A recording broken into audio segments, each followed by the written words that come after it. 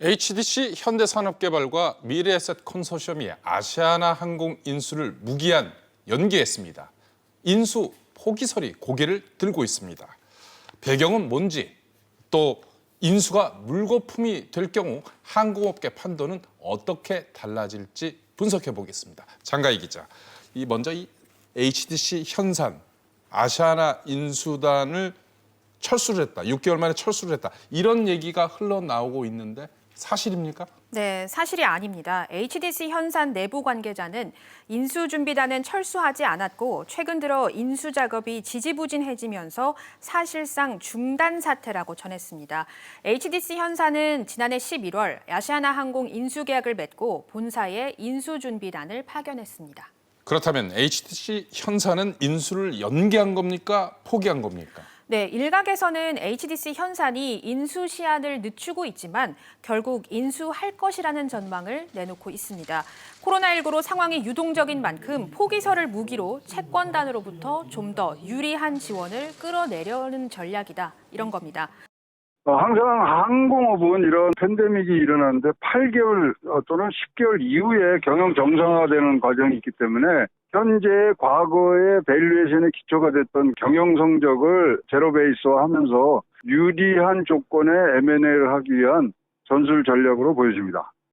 하지만 다른 한편에서는 실제로 인수 포기의 무게를 두고 있다는 분석도 나옵니다. HDC 현산은 아시아나항공 주식 취득 예정일 하루 전인 4월 29일 인수 일정을 무기한 연기한다고 발표했습니다. 표면적인 이유는 러시아로부터 기업 결합 심사를 받지 못했다는 건데요.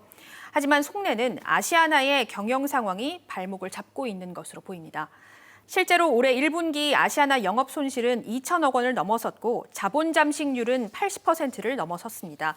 2분기에는 완전 자본 잠식이 우려되는데요. 이런 심각한 경영 상황이 인수의 변수가 될 수 있습니다. 어떤 변수가 될 수 있는 거죠? 네, 인수합병에서 자본 잠식 등 재무 상태의 중대한 부정적인 변화는 해지 사유가 될 수 있습니다. 인수합병 당시 맺은 MAC 조항 때문인데요. HDC 그룹이 중대한 부정적 변경 조항을 근거로 내세워 계약 해제를 주장할 수도 있습니다. 현실화될 경우 법정 공방이 불가피할 전망입니다. 류정훈 기자, 그런가 하면 이 재무적 투자자로 참여한 미래에셋과도 컨소시엄 안에서 불협화음이 있다. 이런 얘기도 나오고 있는데 어떻습니까? 네, 미래에셋은 아시아나항공 인수대금 2조 5천억 원 중 5천억 원을 부담하기로 했습니다. 하지만 미래에셋도 코로나19로 자금 사정이 안 좋습니다. 코로나19로 자산운용에 직격탄을 맞았고 계열사의 미국 호텔 인수도 차질을 빚고 있습니다. 이렇다 보니 미래에셋이 아시아나 인수에 힘을 쏟을 여유가 없다. 호텔과 항공 시너지 효과가 불투명하다. 나아가 이로 인해 HD 현산과 미래에셋 간에 불협화음이 있는 것 아니냐는 관측까지 나오고 있습니다. 장가희 기자, HDC 현산이 아시아나 인수를 포기하면 그 이후의 상황은 어떻게 되나요? 네, 만약 HDC 현산이 아시아나 인수를 포기할 경우 다시 매각 작업이 이루어질지는 불투명합니다.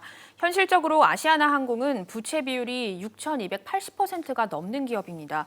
이렇게 돈 먹는 하마를 선뜻 인수할 기업을 찾기는 힘든 상황입니다. 코로나19 장기화 가능성도 새 주인 찾기에는 걸림돌입니다. 산은에서는 금융 지원을 얹어가지고 주려고 하는데 부실기업을 떠안으면 같이 망하는 거거든요. 유정훈 기자, 재매각이 어려워지면 그러면 금호그룹과 아시아나항공은 어떻게 되나요? 일단 언급되는 게 금호그룹의 와해 가능성입니다. 금호그룹은 아시아나항공을 판 대가로 산업은행으로부터 빌린 돈 1,300억 원도 갚지 못한 상황인데요. 아시아나항공 인수가 무산되면 아시아나항공 매각 자금 3,200억 원으로 그룹 재건을 하려던 계획도 큰 차질을 빚으면서 일부에서는 그룹 와해 관측까지 나오고 있는 겁니다.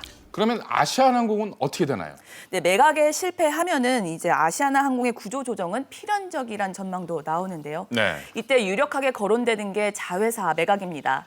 일각에서는 구조 조정 과정에서 에어부산을 분리 매각하고 에어서울은 청산될 것으로 보고 있습니다. 유 기자, 그렇다면 아시아나항공 매각이 무산될 경우에 국내 대형 항공사 체제는 2강 체제에서 1강 체제로 바뀔 수도 있겠네요. 네, 그렇습니다. 이제 현실적으로 매물로 나온 에어부산을 인수할 곳은 대한항공뿐입니다. 그러니까 아시아나항공은 매각 무산, 구조조정 등의 과정을 거치면서 쪼그라들고 대한항공은 몸집이 커질 가능성이 큽니다. 그렇군요. 하지만 대한항공의 경영 상황도 어려운 만큼 1강 체제가 바람직하지 않다는 지적도 있습니다.